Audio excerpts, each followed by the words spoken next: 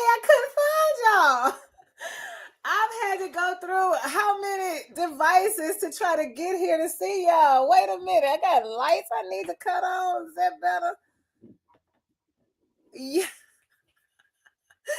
I wish you had seen me going from one computer to the next, going to grab one device to the. I'm just like, where are my people? Yes, finally. I guess I just need to breathe for a minute because that had me all anxious and frustrated, and I don't even need to bring that energy into this space. No, I do not. So let me take some water. Let me just breathe.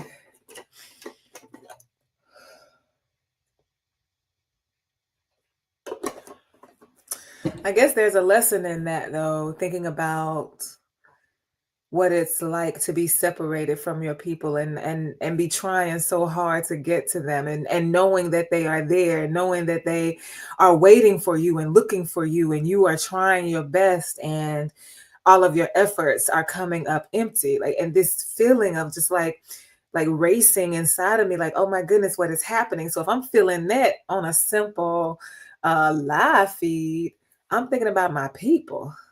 My. Welcome to the Good Fight. We are here every single Tuesday night from 7 to 8 p.m. CST so that we can struggle with what it means to demonstrate our faith.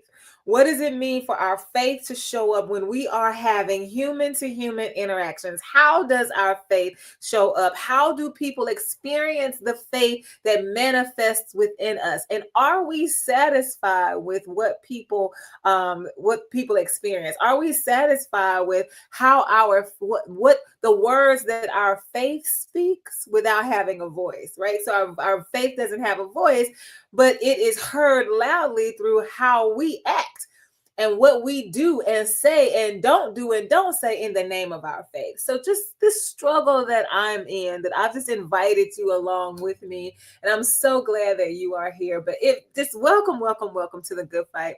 If this is your first time joining us, there are ways that you can engage with the Good Fight on this night. One of the ways that you can engage is to locate yourself in the story. Just like I did a few minutes ago when I was thinking about how I was a little bit anxious because I couldn't figure out where my stream was on which one of these devices that I have, because I've been working all of them as usual. And then I was able to relate that to the story of my ancestors and to imagine what's it like, put myself right there and to see myself as in the role of the one who was separated from their family, not the role of the one doing the separation, not the role of the one being snatched from the bosom, but the role of the one looking for, trying to get to, not knowing where my people are. And so locating yourself, finding yourself. And then once you find yourself, if you are able to find yourself, just interrogating yourself, like, is this who I want to be? Like, is this how I want to show up? Is this how I want to be experienced? Because once you can name that, Deidre says this all the time, once you can name something, then you have power over it. So once you name it, you are able to decide what change you want to affect about it, if any. And the second way that you can engage with a good fight is to look through a window. So for those of you who are not members of the African diaspora, that have roots that trace back to the transatlantic slave trade, then this would be a story that you can't relate to. Like, you can't feel it in your bones. You don't know much about it. You've heard about it, but you've not really experienced it. And so this is where you would, my light went out. I'm trying to figure out what's going on over here. So this would be an opportunity for you to receive the gift of story, where you are able to you're able to you're able to receive it. So I hear you. I can empathize with you. I can try my best to imagine, but really I don't know what that's like. But I do honor your story. I would never dismiss it. All of your feelings are valid. Let's see what we can do so that these kinds of separations don't happen again. And then you might say, well, I don't have to trace all the way. I might not be able to trace all the way back to the transatlantic slave trade, but I can trace back to the border separations. And so knowing what that's like and knowing what that felt like for my children to be separated from me, for my families to be ripped apart, I feel that. And so it's all about story. It's all about allowing ourselves to be open to the story and then giving ourselves over to the story to see how we can be impacted, we can be transformed by those stories. And then the third way that you can engage in the good fight is to walk through a door. So like something that's said or shared in this space gives you that dog moment. I've had about 3 or 4 dog moments today, like, you know, like, what did you just say? Or it could be, what? What did you just say? So either way that goes, it's something that's said or read or shared that makes you want to learn more. You want to chase after, you want to pursue more knowledge and wisdom and understanding around whatever it is for whatever reason you want, that you can share with me or you don't have to at all. And then finally, you can comment right here in the space on our offline, and I'll include the comments while we are live, and then I will respond to you offline once we end the live stream.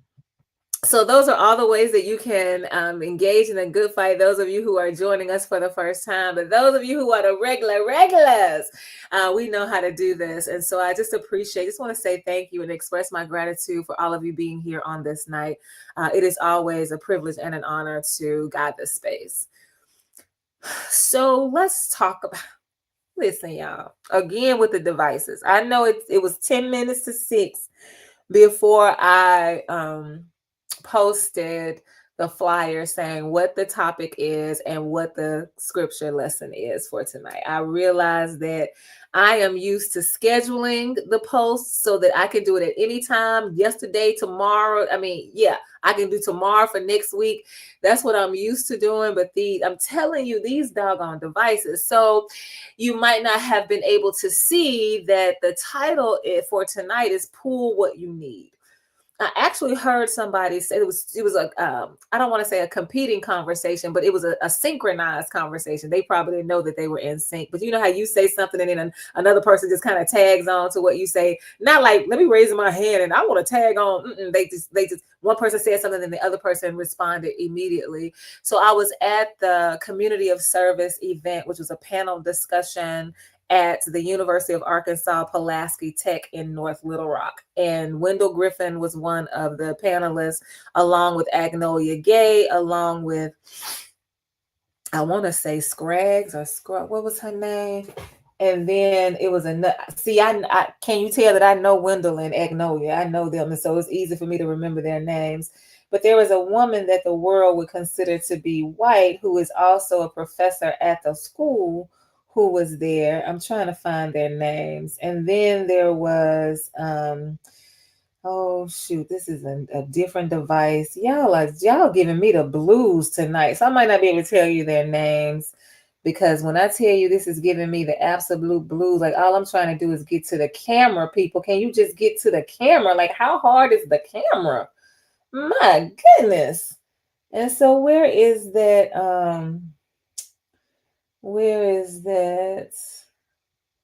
announcement?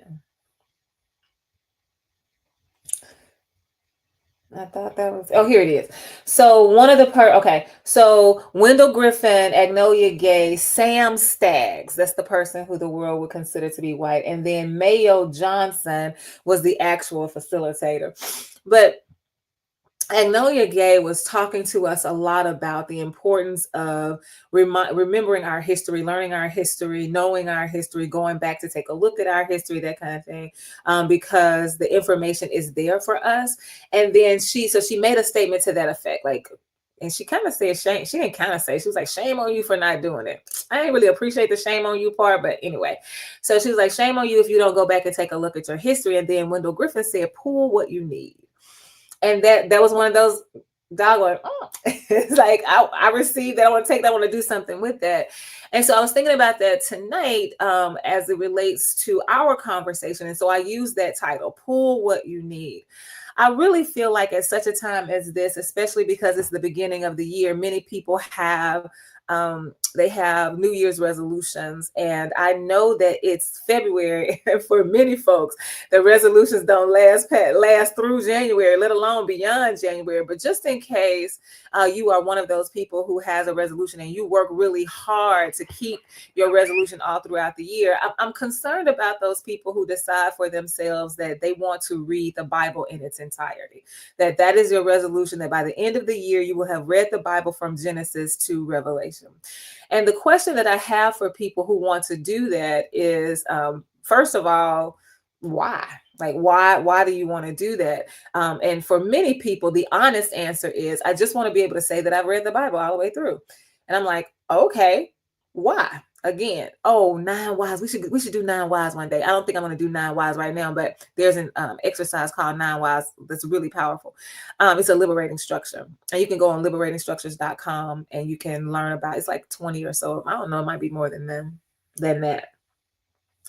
But the question is, again, why? Because so you ask yourself why until you drill down to the honest, transparent, most vulnerable answer that you can find in your body, and then you work with that. And so you say, well, I just want to be able to say that I read the Bible all the way through. Okay, well then why is that important? Especially in light of my next question, that would be, well, have you read the Quran all the way through? Have you read the Torah all the way through? Have you read? So it's not about learning about faith practices. It's not about learning about getting as much knowledge and wisdom around spiritual structures. It is about the Bible. It's something about the Bible. You might say, well, I'm a Christian, and so that's my sacred text. Okay, again, so you want to be able to say that you've read it all the way through. To what end? So you can check that off your box. If that's the case, then say that.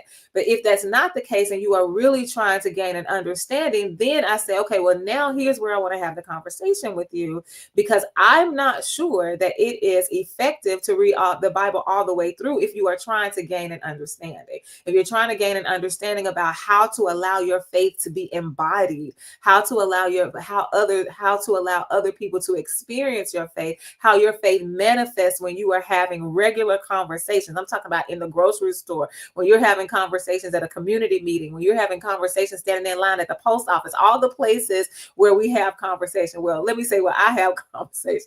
I just had a conversation with the one lady across the on the parking lot. We were passing each other on the parking lot. And so just wherever we are able to have conversation, like I'm not convinced. As a matter of fact, I'm fully persuaded that it is not in our best interest to try to read the Bible all the way through if it's going to show up, if we're trying to get it to show up in a way that helps us relate to each other better. And one of the reasons that I say that is the schedule. First of all, the schedule that you would have to follow in order to read every day. Many of us simply don't have the time. And I'm not talking about people who are like, I'm so busy scrolling social media, I don't have time. I'm so busy on Facebook. I'm so busy taking pictures of my food. I'm not talking about that. I'm talking about just the regular rhythm of your life, the rhythm of waking up, the rhythm of meditation, the rhythm of going to work, the rhythm of working from home, the rhythm of tending the children, the rhythm of taking care of your family, the rhythm of all of those things. Then you don't have time to fit in this it's a really intense schedule to finish the Bible on time. And so because you don't have the time, then you're going to try to force the time. And because you're forcing the time, your energy has shifted. So you're not centered in the space. You're just reading so you can read. And so you're going to defeat the purpose because you're trying to get an understanding and you can't because you're not even in the right headspace. And so for that's one reason I would say it's really not feasible to try to do. Another reason I would say that I would caution against trying to read the Bible in its entirety is that there's a reason why some of us are called into ministry. The very same reason why there are people that are called into medical practice, that they have an expertise in an area that everyone does not. And if it were not for their expertise, we would not be able to figure out what we need to do for our bodies. Now, don't let me get caught up in the corruption of the medical arena, because we can talk about the corruption of every system that I name. So I don't want to get caught up in that, but I'm saying that there are people who are gifted and talented who have been called to this work of medical practice. There are gifted and talented people who have been called to the work of legal practice. There are people who are gifted and talented who have been called to the work of education. Now, yes, I know that there are other people who just went, ain't nobody called them to it. They just decided they were going to do it, and they're not very good at it. And it doesn't take long for us to figure that out. But for people that are effective in these areas, it's because it's their call. And so because it's their call, we need their assistance when we are trying to figure out what's on this, what this list of medications, what these ingredients are, like how to handle, like what are the complicated, like we need their assistance. And so it's the same thing for those of us who are called into ministry. When you are trying to interpret the Bible, trying to gain a greater understanding, you need our assistance, because we have been called to this work, and we've been called to this work for you, to commune with you in this way. And so trying to figure it out by yourself, I'm not saying it's not possible. I would not dare say that. I'm saying there are people who have been called to help you in this way, to the ministry of help in this particular area, and that would enable you to get way more out of what you are reading. And so that's another reason that I would caution against it, because you need somebody on that journey with you. It would be helpful to have, because I can't tell somebody, I can't stand when nobody tell me what I need, what you need to do. No. What I need to do is stay black and die. Like, that's the only thing I can do, and pay my taxes. Yeah, I'm gonna pay my taxes. I don't care what nobody else say. Y'all ain't got to pay y'all taxes. Y'all can deal with the ramifications. I'm paying my taxes. Another reason I think that that I know that I would caution against reading the Bible is because of the conversation for tonight. That you don't need all of it. Like, some of it is absolutely, positively irrelevant to your life right now. I was just having this conversation today with a friend, and we were talking about, he was saying that he heard somebody say, "Oh, I can't live without my phone." And he said, "But you absolutely can live without your phone. Think back to when you didn't have a phone and you lived fine without the phone. So you ain't gotta have a phone." And I said, "I don't think that's fair. Like, I don't think it's fair for you to say that because I need my phone now, because I didn't need a phone then, I shouldn't need it now." Though our entire existence was different when we didn't have a phone. The way that we communicated with each other, the way that the world communicated with us, the way that information was disseminated, it was in an entirely different atmosphere. It was an entirely different experience. Now we are in a totally new way of thinking and understanding technology that continues to grow and expand. So you can't just pop me into take me from here into way back then and say, "Oh, so you ain't need a phone then, like, so why you need it now?" Like, it just doesn't work that way. And it's the same thing with the Bible. Like, much of the Bible is rooted in context, and because we don't live in that context, we can't just pick up the culture, we can't just pick up the time, we can't just pick up the language and just drop it on us where we are in now 2025 and be able to navigate it, and to navigate it well. Like, it's just not, it doesn't even pertain to us, it doesn't even relate to us. It's not useful, absolutely not useful. So to spend all of that time reading for the sake of understanding. Now, if you're reading because you want to read, you just reading a book. Like, I look like these books, oh my goodness, sometimes I do get anxious when I look at all the books that I want to read. Like the book right here, "Ever Is a Long Time, A Journey into Mississippi's Dark Past." I want to read that book. Harry Belafonte, "My Song." I want to read that book. Zora Neale Hurston, "The Complete Stories." I want to read. So if you're like, "Well, I just want to read the Bible," oh, okay, that's a whole different story. Wait a minute, look at Ruby. Ruby said, "Heck, I didn't need glasses 30 years ago, but I need them now." Exactly. So you cannot take me from a time back then and be like, "Why you ain't the same?" Because the world is not the same. And so much of the Bible is rooted in the way the world used to be a long time ago. I'm not talking about 1960, 20 years ago, 40 years ago. I'm talking about we talking about thousands of years ago for the Bible. We talk about the Bible being 2,000 years old. There's no need. However, it is absolutely, the Bible is an absolutely wonderful, great resource for you to pull what you need from it. And you can apply what you need to your life. And then you can be able to say, okay, this is helpful. Okay, this is practical.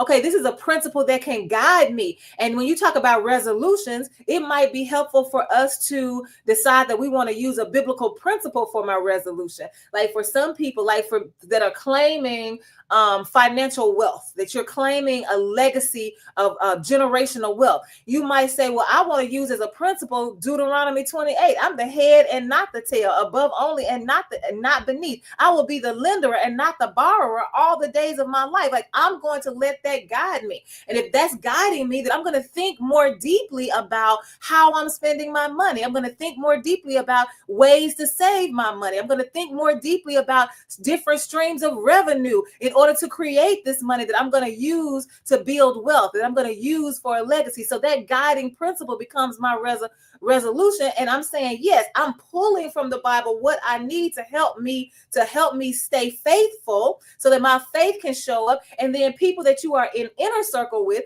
they see these practices and they like, girl, you're like, yes, let me teach you how to do this. Let me show you how I'm doing this. And this is what I believe our faith is about. This is what I believe the purpose of the Bible is, not just to be able to say I read it, and not just to be able to say I read it and I don't understand it. Because you don't have to understand it all. You don't need it all, but there are some things that you can pull, and you can just pull what you need. And that's another great part of the conversation, because we act like Christianity is a monologue. Now, Black folks are the first to say Blackness is not a monologue. Black people, we are not a monolith, not a monologue. We're not a monolith. We don't all act the same way. We don't all eat the same food. We don't all have the same experience. We are quick to say that. But we have kind of painted Christianity as being this one-dimensional experience, that everybody believes the same thing. Everybody's asking God for the same thing. Everybody praying the same prayers. And that is not the case. As a matter of fact, I would like to argue one day that all of us that are Christian are not even serving the same God. Because I know the God of white extremism is not my God. So I don't know who you talking to. I don't know what prayer you praying, but I guarantee you it is not the same ones that I am. And so this idea that so when you say pull what you need, it gives us permission. I shouldn't have said that word permission. Well, it reminds us that we have permission to live our faith the way we see fit, to live our faith according to our relationship, whatever your faith is. I'm just talking about Christianity right now. You might not be working on generational wealth, and so that might not even be the principle that guides you. You might be the one. This is another principle that I live by, that no matter what I'm going through, this is 1 Corinthians 10:13. No matter what I'm going through, it does not matter what wall I have hit, how far down I have gone, or how far up I have ascended. Whatever I am going through, I'm not the only one who's ever experienced this. And so the Bible says it's not uncommon to man, but whatever you are going through, there is always a way of escape. Always. And so I live my life like that, trial and error. Let me look. I don't know what's going on right here, but we're gonna think this through. We're gonna come up with a decision and we're gonna move on it. It might not turn out to be the right decision. That's okay. We'll figure it out when we realize it's wrong, but there is a way out of it. The way out of it is going to lead us into something else. What that something else is, I don't know. But whatever we get into, there's a way out of that. Like, there's always a way of escape. And I find freedom in that. Always find freedom in knowing that, look, baby, we can think our way through.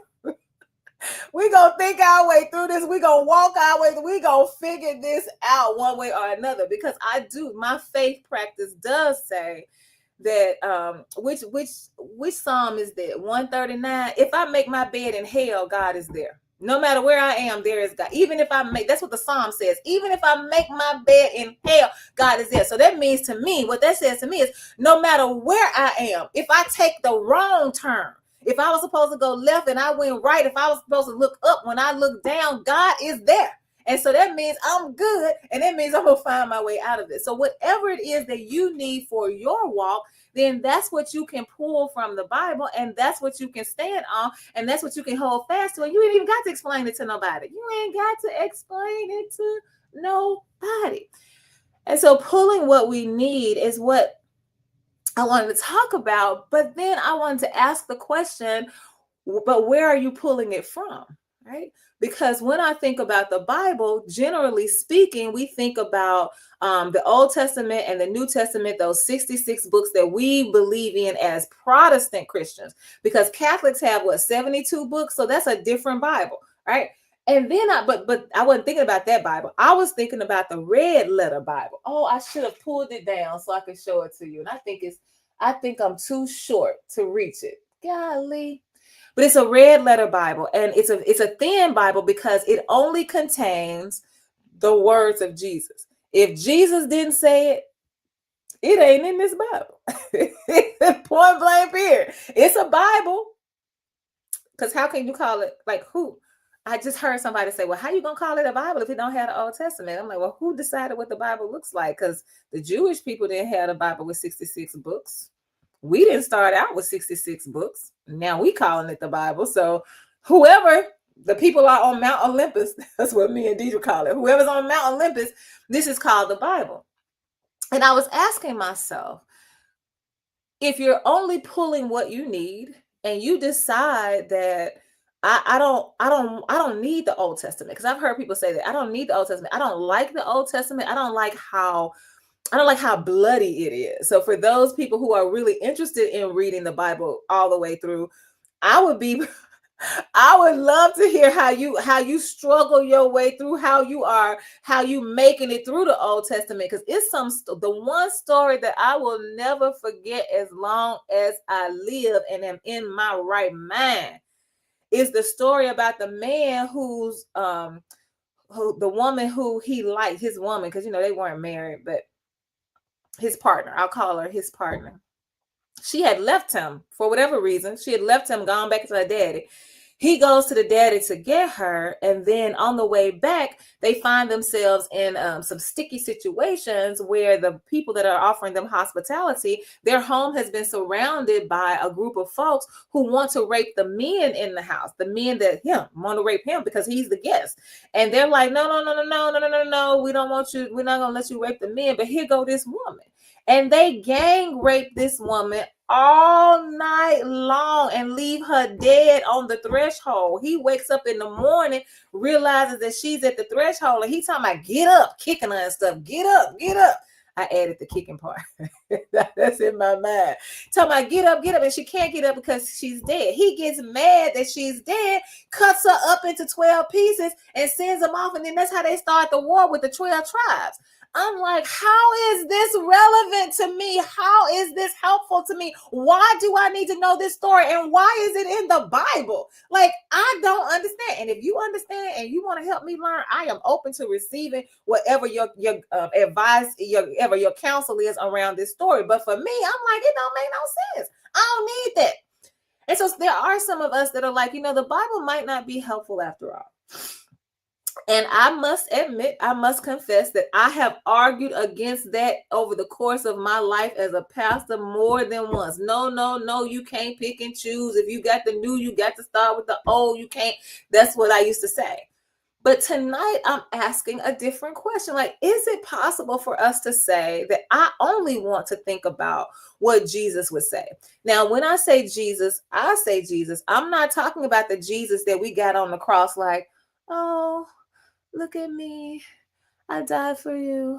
I'm so beautiful. There are no marks on me. There's no blood on me. I just look good in this painting. I'm not talking about that. I'm talking about Jesus as revolutionary, right? I'm talking about the Jesus that said, I'm standing outside of the system of the church, of religion, and I'm railing against it. I'm calling all of y'all out for who you are. I will dare to show up and advocate and activate and irritate and disrupt for the people of God that are called by God's name. I am putting my life on. I know I'm going to die for being who I am, and still I will stand firm on it. And I'm going to lead a whole group. Look, you might might take me, but you can't take us all. Like, that's Jesus's attitude, and that's how Jesus rolled. Like, that is who he really is. And so if you say, well, these are the words that I want, these are the words that I want to infuse my faith, these words that are bold, these words that are unapologetic, these words that are confident, these words that are full of power and grace and mercy and strength, like, these are the words that I want to stand firm on. All I need is the red letter Bible, baby. Just give me Jesus and I'll be satisfied. And so if that's the case, I wanted to see if it will work. I wanted to test out the theory with a couple of ideas. I think it's only 3. A couple of ideas where I could say people will be like, no, Denise, I got to have the Old Testament because I need this. And so I want to show you, and I've put them side by side. I want to just offer up for our consideration the possibility that we can live our faith only with what Jesus, the revolutionary, Jesus, the warrior, Jesus, the liberator, like, we can just focus on that and see what happens, like, and see what our faith looks like. And it could be a test, like we do anything. Let it be on probation. We're gonna use a red letter Bible for a probationary period. So give us 3 months, and if it don't work, then we'll fire it. Like, there's a way of escape in everything that we do. It's a way out of this red letter Bible if we get caught up in it. And so I want to pull up, but first I think I want to ground us in the scripture that made me say, well, because, I always try to do that. I got the title just from living, but I want to ground the title in something from scripture, from the Bible. And so pull what you need, I got from the conversation that they were having about at the panel. But I did find a scripture that I think speaks to that. And here it is in 1 Corinthians. Actually, it's not here. Oh, my.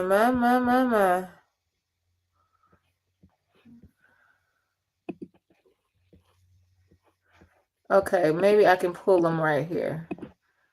Child, I told you I've been having so many problems with this. Okay, I think I know how to pull them. I think I've pulled them so that we can, nope, that's not what I'm looking for. So that we can, because I think all of that is something else I was doing. Okay, here it is. So this is, did I say 1 Corinthians? 1 Thessalonians. This is 1 Thessalonians chapter 5, and I'm only pulling 19 through 22 just to ground us in the idea, ground us in the notion that we can just work with a little bit rather than trying to deal with a whole lot. So here it is right here. It's very simple.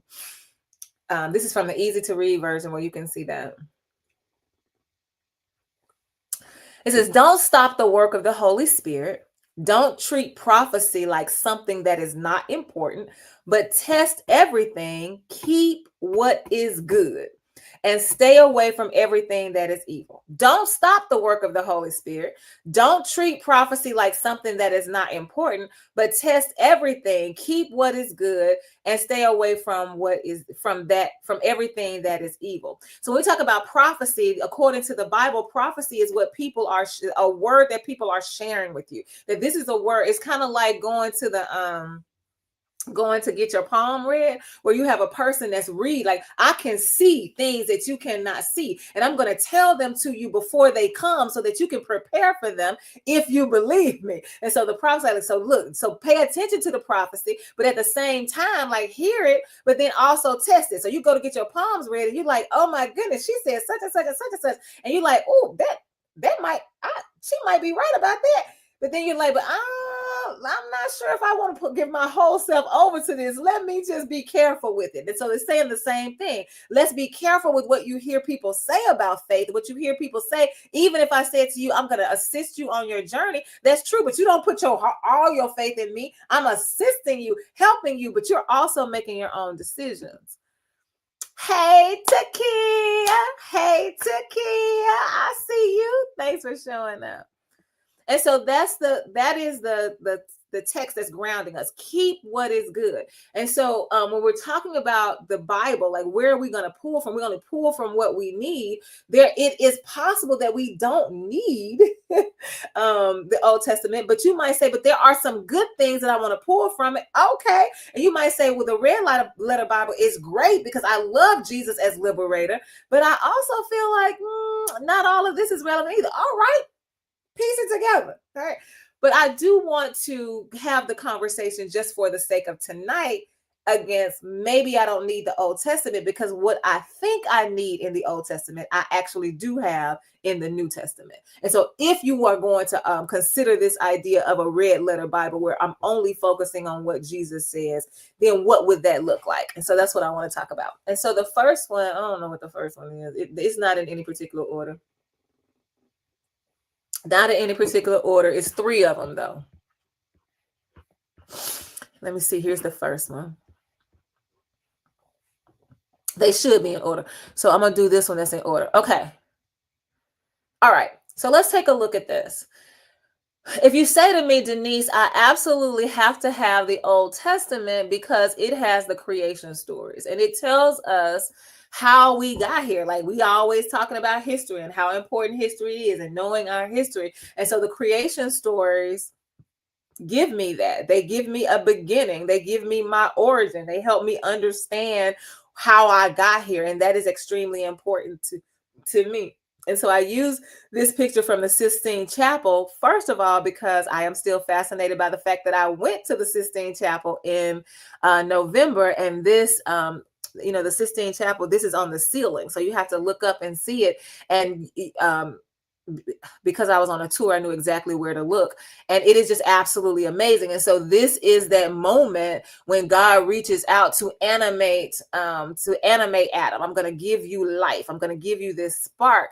And the great thing I feel like about the story of this told by Michelangelo, who was the one who painted it, is that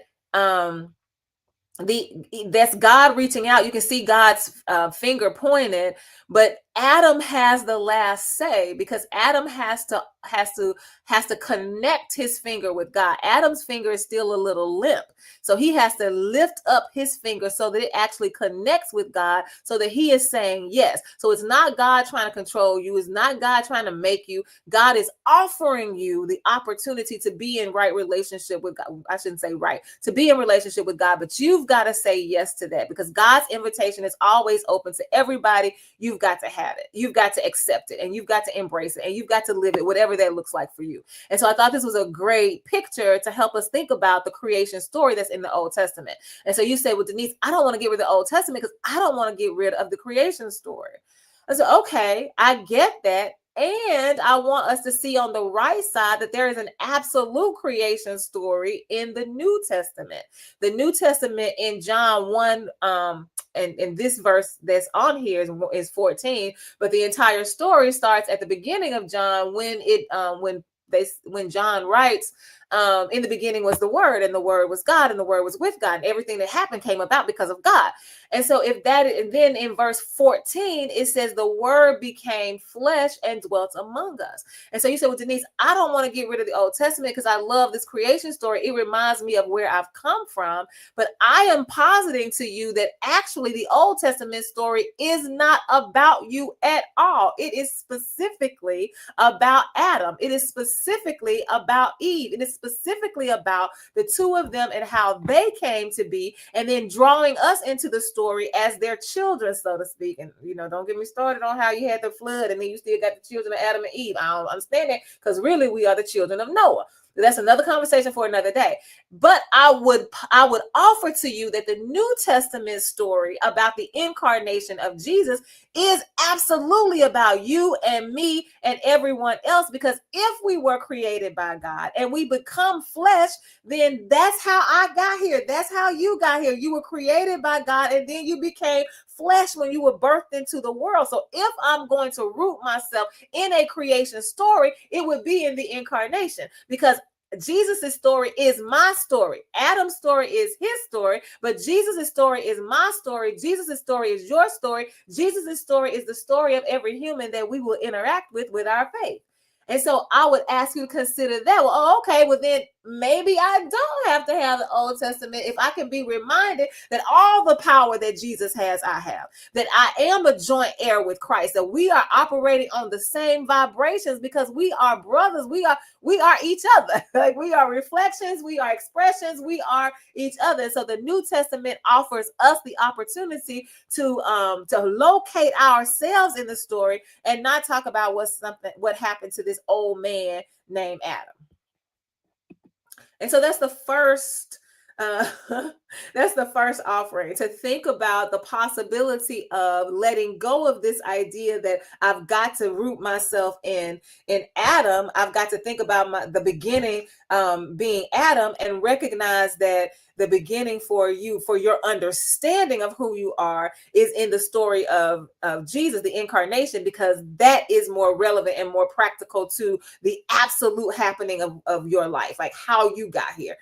That would be the answer, rather than what happened to Adam. Yeah. So again, I'm just offering it up for consideration and seeing what y'all have to say about it. And so the next one is the same thing. I want to do the same thing with each one of these, where I'm putting up this this picture of what I feel like some people think they absolutely need from the Old Testament that they don't really want to let go, and saying, well, would you consider letting it go once you think about what's happening in the New Testament that's already available to you? I guess I want to say that this is not a conversation about getting you to use the red letter Bible. This is a conversation about understanding that we don't have to have the entirety of the Bible. We don't have to use every single word, every single verse, every single chapter, every single book in order to live faithful. It's not necessary. We can pull what we need. So that's what the conversation is about.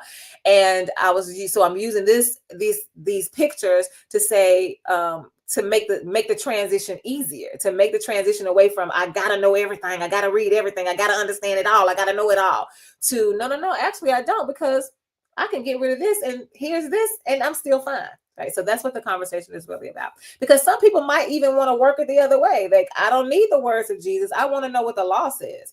Some people might live in that space, and I'm not judging it, because it still supports my theory of you don't have to have the whole thing. You don't have to have the whole thing.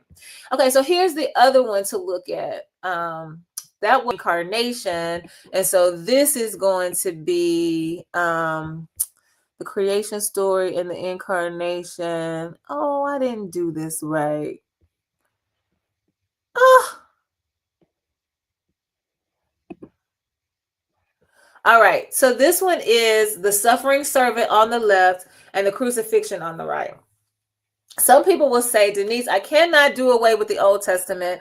I absolutely positively have to have it because it offers to me the suffering servant. It offers to me because many people, many people believe that the suffering servant was Jesus. Because of these words found in Isaiah 53:5, the entire story of the suffering servant is verses 1-9. But right here, this verse that I pulled from the images on Google is verse 5. But he was pierced for our transgressions. He was crushed for our iniquities. Upon him was the punishment that brought us peace, and by his wounds we are healed. Now, this is a different translation than the way I grew up, because I grew up saying by his stripes we are healed. And so because we have this in the Old Testament, so many of us, when we're reading just the Old Testament, we want to know, who is this suffering servant? Because many people believe that Jesus does not exist in the Old Testament, doesn't come in until the incarnation that I just talked about in John chapter 1. But in Genesis, when we talk about the creation story, it's like, no, let us make man. So Jesus is very present. We just don't see him in the same way in the Old Testament as we did in the New. There was no need for him to be manifest in the way for the New Testament at the time. And so when we're looking for if all you give me is the Old Testament, I cannot find the suffering servant. I want to know who the suffering servant is. And so what that does for us is that it means means that we put ourselves in this place. We have a tendency to do that with the Bible. Whatever story that we are reading, we make it about us. So who was it that is crushed? Who is it that the punishment was on him? Who was it that was ostracized? Who was it? And so then you start saying, well, it was me because I'm Black. It was me because I'm gay. It was me because I'm transgender. It was me because I'm a woman. It was me because I had a baby out of wedlock. It was me because I had an abortion. So we put ourselves in this situation and we become the suffering servant, and we put all of our theology is wrapped around this notion that if I am not suffering, then it must be something wrong with my life. And so we've created that theology based on the fact that we could not find a suffering servant in the Old Testament alone. But if we get rid of the Old Testament and we say, well, wait a minute, I don't have to make up somebody in the Old Testament. There is actually a suffering servant. There is actually a person who did do all of the, all of what this description is, does not apply to me, because it actually applies to Jesus, which was why Jesus was made manifest, so that you can realize it is not your job to be the sacrificial lamb. It is not your job to be crucified for the world. It is not your job to give your life for somebody else's behavior. Like we don't get to abolish the sins of other folks because we say, oh no, I'm the suffering servant, so I have to forgive. No, none of that is our responsibility, because that's all of the work. That's all the work of Christ, who has already done it. The crucifixion says it is finished. All of what you thought you had to do for me, all of what you thought you had to do on my behalf, I never asked you to do it because I did the work for you. It is already done for you. I took on the sins and I have liberated you. And so I am the suffering servant. You ain't got to go try to find them in the Old Testament. Believe that the work has already been done and live into the grace that I've given you because I was crucified. And so that's just so just asking you to consider that I don't have to make suffering a part of my faith. Now, I do have to deal with suffering because I am living in this world. But I'm not being God is not singling me out to suffer in order to prove that I'm a Christian, or in order to prove that I'm faithful. I don't have to prove anything to Christ. Christ said, for God so loved the world. And so everybody that's in the world, I'm here. I did this for you. Whether you receive it or not, I still did it for you. And so I don't have to try to figure out why my life is going so good. Why don't I have any problems? Why ain't nobody hounding me? Why can't I pay all of my bills? Why am I still on this job after, oh my goodness, something must be wrong with me if everything is going okay. That's just, no. Jesus says, I came to take away. I'm watching this film. I don't know if you call it a film. It's a series called Killers Caught on Camera. Yeah, that's what it's called. And so it's talking about how these people kill somebody and they thought they were going to get away with it, but they did not realize, and I think many of us don't realize, that we are being watched wherever we go. There's CCTV, closed caption television, every single where we go. And sometimes you can see it and sometimes you can't, but it is always there. And so people don't realize, and the way that they're doing it in this particular series, like they'll pick you up, like in the morning when you leave out and you go to Kroger, they pick you up at Kroger. Then you drive on over and you're going to go to, let's just say you're going to go to Community Bakery because you're getting ready to have a breakfast with somebody. They'll pick you up on Main Street as you go into Community Bakery. And so they can follow your entire day. I'm talking about till you get back on your street going home. Like they doing it on TV, but I believe that is true about our lives. But one of the stories that was happening in this that they were telling, because I'm all about the story. So yeah, somebody got killed. Yeah, they got caught on TV. But part of the story was about this young girl who was killed, and her mother having the conversation around how she really did not know what to do. She really did not know how to navigate her daughter's death because her daughter had been taking care of her. She was a substance abuser. I can't remember if it was alcohol or injection drugs. I can't remember. But she was not a functioning addict. She was a non-functioning addict. So her daughter would have to get her up to bathe her. Her daughter would have to get her up to feed her. Her daughter would have to get her up to say, "Mommy, you got to, let's do, just try to help her help her live, like help her recognize that she existed as a human." So this is her daughter, her child doing this. And so when she dies, like that happens a lot of times. Once the daughter dies, like now she wants to get clean. Like, okay, whatever works, but of course, we wish that you had done this beforehand. But whatever it takes for you, because it takes more for some people than it does for others. But part of because they always have a criminal psychologist that's talking to us about what's going on in the minds of the people. But she was talking about how sometimes because we create unhealthy environments, we expect the children to take on the role of the parent, and we give them the responsibilities that they should not have, which then limit their ability to live their own lives because they're too busy taking care of a grown person and not living for themselves. They're not going outside to play. They're not having relationships with friends their own age. They're not enjoying themselves because they're so busy trying to be an adult because you want adult for yourself. And so Christ is the same way for us. Christ is like, why is you over here trying to get crucified? You trying to be the savior? You trying to be Jesus? You trying to Jesus in this way, Jesus on the cross? You're trying to do all of the things, but that's not your responsibility. I am the one who has come to give you life and to give you life more abundantly. I am the one who is saying, go over there and play and smell the roses. Go over there and get what is yours. Like, claim your life, because that is your responsibility to live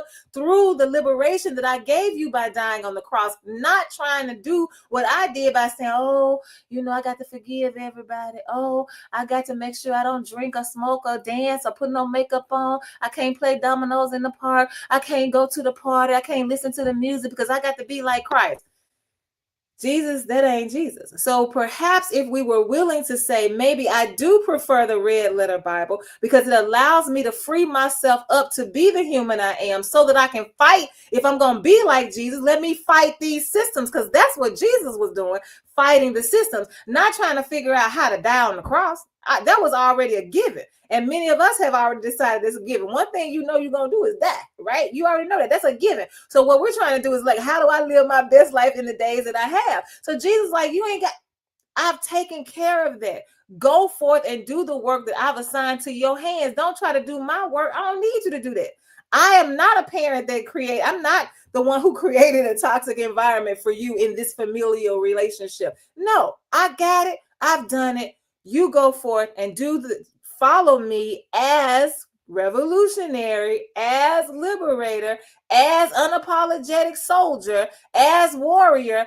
Follow me in that way. That would be a better use of your time. And that is what the red letter, that is what Jesus's words will offer us, instead of making us feel like we have to suffer in order for God to be pleased with us.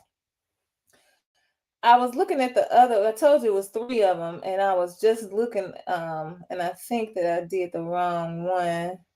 I'm trying to see if so that's the creation story, that's the suffering servant. Oh, there it is. I did have it. I do have it. Yay! Let me just pull it up really quickly again. Is that it? This is it right here. Okay, I'm about to pull it up right now.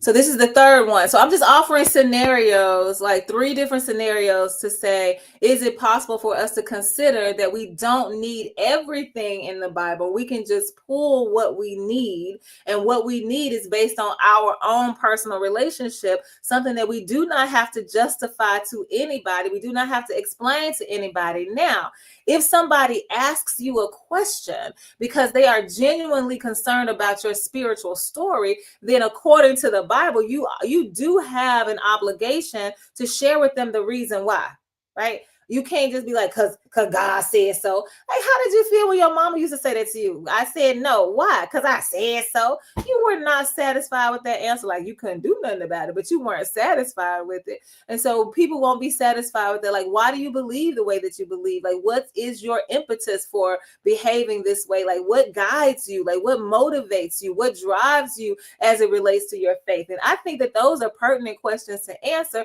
if you know that the person is trying to be authentic and get to know you. I'm not talking about people that's trying to put you on the hot spot so they can prove that you're wrong, so they can quote scripture to you. I'm not talking about those people, but you should have a reason for why you believe what you believe. So here's the third option for us to consider as it relates to the Old Testament and the New Testament. And this is arguing in favor of the red letter Bible as opposed to the Old Testament, just because I'm just trying to prove the point that you can just have what you need, not because I want you to go buy a red letter Bible. I don't even know if I don't know if they sell them. And I don't know where people stand with Amazon. Like, what y'all doing with all that? Like, I was trying to think earlier of all the, like, if we're going to resist, you're going to live a life of resistance, then that means like you shouldn't go to Target, Walmart, Hobby Lobby, Chick-fil-A, Starbucks. Like, I'm like, after a while, where you going to go? So is that how you want to, is that what your resistance should look like? Like, I don't know. So I'm not saying I'm go buy a Bible. I'm definitely not saying order it off Amazon. I'm just offering this up for consideration for tonight. That is all. Okay, this last one.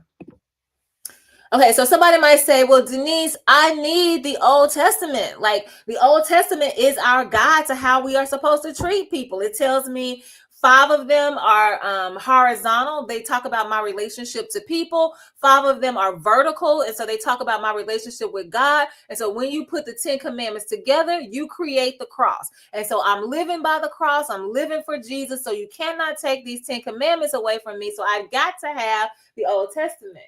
And so the question is, but do you? Because when we go to Matthew chapter 22, what do we see? We see Jesus ushered in through the incarnation, which is our story, just like it is Jesus's story, and says, well, really, there are only 2 great commandments. Jesus basically says, yeah, I know that the 10 commandments exist, and I'm not trying to argue against them, but what I'm saying is what's more pertinent to us is that we abide by these 2 great commandments, and that's that you love God and you love your neighbor.